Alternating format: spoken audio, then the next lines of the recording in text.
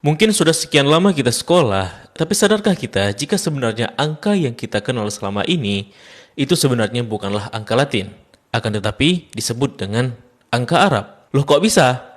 Inilah hal yang tidak diceritakan oleh guru-guru sekolah kalian. Oleh karenanya, mari kita bongkar.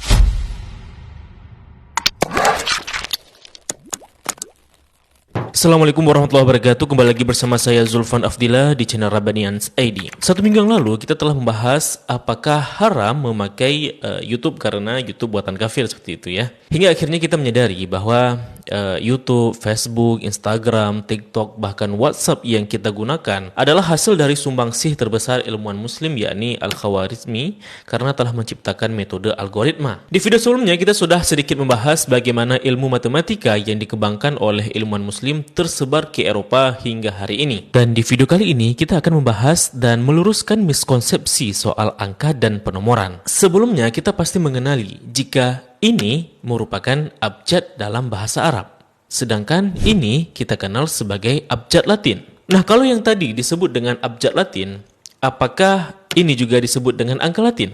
Nah, kalau kalian menganggap jika ini angka Latin, maka kalian salah.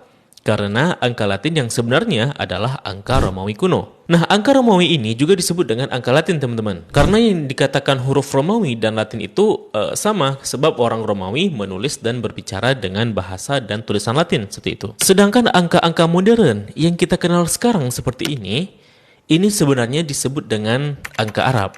Jadi bukan angka Latin, teman-teman. Dan angka Arab yang kita kenal selama ini seperti ini, itu sebenarnya disebut dengan angka Hindi, angka Hindu, angka India seperti itu, bukan angka Arab. Bahkan sebenarnya yang disebut dengan abjad itu bukan ABCD. Abjad itu sebenarnya sebutan kepada urutan rangkaian alfabetik huruf-huruf Arab. Makanya namanya abjad, yaitu alif, ba, jim, dan da. Bukan ABCD, karena kalau ABCD bacanya abjad dong ya, bukan abjad gitu ya. Jadi gini, setidaknya ada dua model versi rangkaian urutan huruf Arab. Pertama disebut dengan abjadi dan yang kedua disebut dengan hijai. Nah, abjadi merupakan rangkaian versi huruf-huruf Arab dengan urutan alif, ba, jim, da, dan seterusnya. Sedangkan rangkaian huruf-huruf Arab hijai memiliki rangkaian seperti alif, ba, ta, tha, dan seterusnya. Nah, rangkaian yang populer dan sering kita gunakan secara modern ini merupakan rangkaian huruf hijai, sehingga dikenallah dengan nama huruf hijaiyah seperti itu. Walaupun di Indonesia kata abjad ini digunakan sebagai sebutan sinonim atau istilah lain dari alfabet seperti itu. Nah, lalu gimana cerita angka-angka Latin yang kita kenal sebenarnya adalah angka-angka Arab? Lalu kenapa angka Arab malah dikenal sebagai angka Hindi? Nah, sebelum kita masuk ke inti pembahasan, izinkan saya untuk berterima kasih terlebih dahulu kepada para subscriber kami yang sudah mendukung channel ini via website kitabisa.com. Kami doakan semoga bantuan dukungan dari donatur sekalian dapat menjadi pemberat timbangan karena niat kontribusi saling tolong-menolong dalam kebaikan serta upaya meninggikan nama Allah. Buat teman-teman yang mau ikut berpartisipasi mendukung channel ini, silahkan saja klik link kitabisa.com di dalam deskripsi video atau di kolom komentar tersebut di bawah video ini. Serta jangan lupa untuk mengisi namanya ya. Oke, mari kita mulai episode kali ini.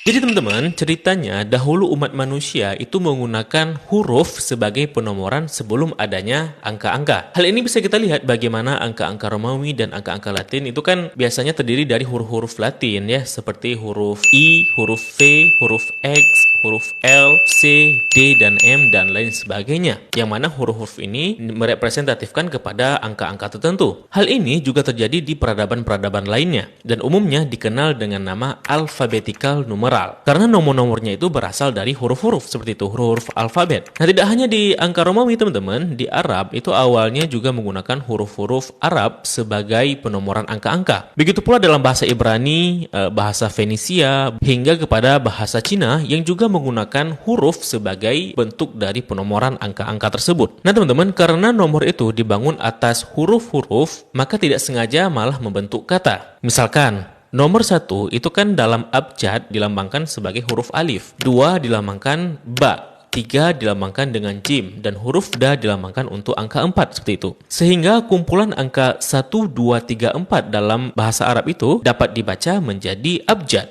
Begitu pula nanti rangkaian angka-angka itu kemudian bisa dibaca membentuk sebuah kata. Salah satu bukti yang bisa kita lihat seperti yang terdapat dalam astrolabe buatan Al-Fazari yang mana huruf-huruf Arab di sampingnya merupakan angka-angka yang dipahami pada masa itu. Tidak hanya bahasa Arab teman-teman, hal serupa juga ada dalam bahasa Ibrani, Sanskerta, serta juga dalam huruf Romawi. Contohnya, di mana tahun 1603 merupakan tahun meninggalnya Ratu Elizabeth pertama. Ditulis dalam angka Romawi menjadi MDCIII yang merupakan angka 1603. Namun, angka Romawi ini sekaligus dapat dijabarkan menjadi bacaan My day close is in immortality. Nah, kumpulan huruf yang mewakili angka ini dan dapat dibaca secara umum dikenal dengan nama kronogram atau sengkala dalam budaya India seperti itu. Nah, lebih jauh teman-teman, kronogram ini bisa menjurus kepada ilmu mistik, bahkan perdukunan dan sihir. Contohnya dalam tradisi Yahudi, ilmu perangkaan ini digunakan oleh sekte mistik mereka, yakni Kabbalah. Sedangkan dalam Islam, ilmu mistik perangkaan ini digunakan oleh sekte Batiniyah seperti Syiah Ismailiyah, bahkan sekte Babiyah hingga Bahaiyah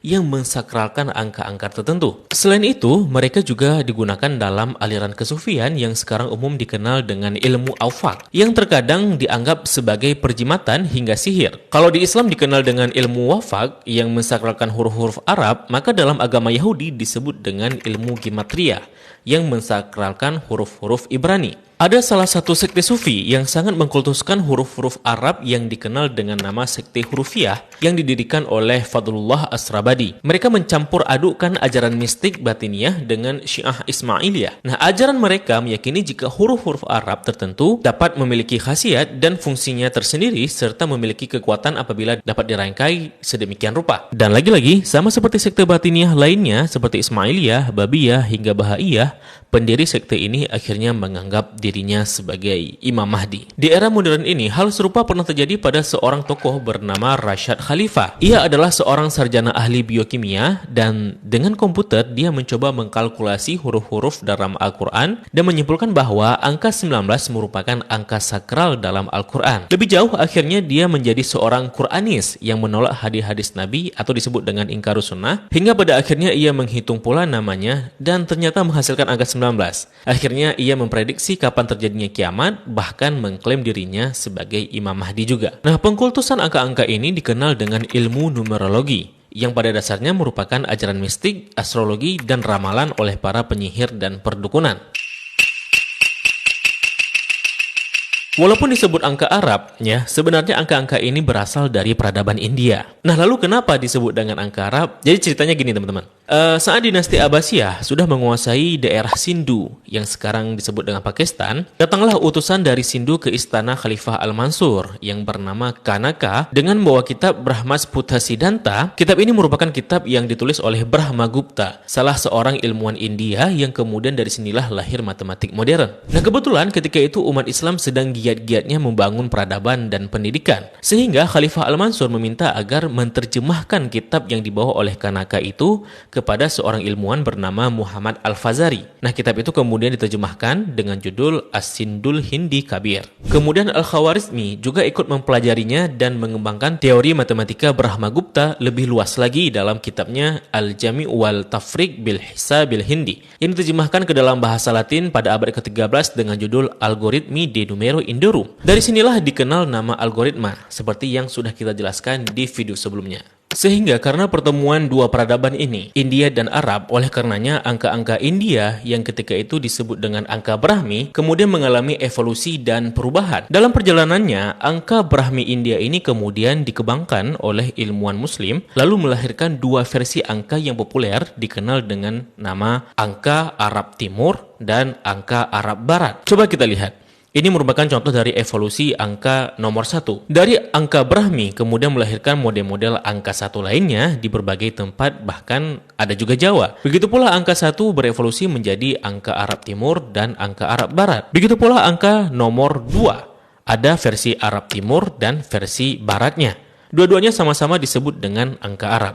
Demikian juga angka nomor 3, nomor 4, dan kemudian 5 hingga 9. Angka Arab Timur yang kita sebut angka Arab ini sebenarnya dikenal dengan nama angka Arab India atau angka India yang umum dipakai di kawasan Arab bagian timur seperti Iran, Irak, Pakistan hingga ke arah India seperti itu. Namun semakin ke barat, ke arah Maroko, Aljazair, Andalusia, bentuknya sudah berubah yang disebut dengan angka Arab Barat atau populer disebut dengan angka Arab saja. Jadi ini bukan angka Latin. Angka inilah yang kemudian populer di Eropa sejak era Renaissance tersebut. Angka Arab Barat ini diperkenalkan oleh ilmuwan matematik Eropa yang saat itu belajar di kawasan Arab seperti Leonardo Fibonacci yang belajar di Aljazair dalam bukunya Liber Abbasi. Artinya karena orang-orang Eropa mengenal angka jenis dan model ini dari sarjana maupun peradaban Arab, makanya disebut dengan angka Arab. Walaupun pada dasarnya ini merupakan angka hasil evolusi dari angka Brahmi yang India tersebut.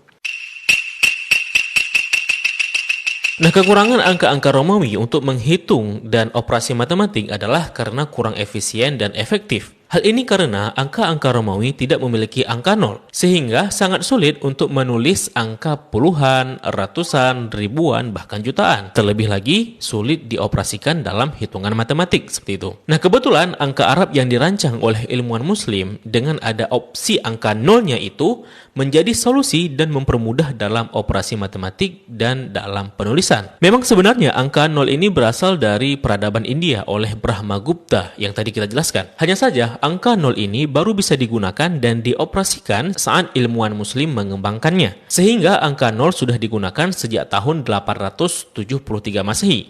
Sedangkan bangsa India baru menggunakannya 6 tahun kemudian sejak tahun 879 Masehi. Dari sinilah muncul anggapan bahwa angka nol dan matematik ditemukan oleh ilmuwan Muslim atau peradaban Arab. Ya faktanya angka nol dan matematik sudah ada jauh sebelum itu ya. Ilmuwan Muslim hanya mengembangkannya saja ke tahap penyempurnaan hingga menghasilkan ilmu aljabar, ilmu algoritma dan lain sebagainya. Sehingga yang kita kenal sekarang adalah hasil dari penyempurnaan ilmu dari ilmuwan Muslim itu. Nah, kenapa kita sebutnya ilmuwan Muslim? Ya karena ilmuwan-ilmuwan ini berasal dari berbagai bangsa sebenarnya ya. Ada bangsa Persia seperti Al-Khawarizmi, ada juga dari bangsa Arab seperti Al-Fazari dan Al-Kindi, yang mana ketiga orang inilah yang mentransmisi ilmu matematika India dan disempurnakan oleh mereka. Karena kebetulan mereka Muslim, maka digeneralisasi saja menjadi ilmuwan Muslim secara umum. Jadi mencangkup semuanya ya. Nah, angka nol sendiri yang kita kenal di Eropa itu berasal dari bahasa Arab, yakni sifrun. Kemudian dibawa ke Italia menjadi zefiro,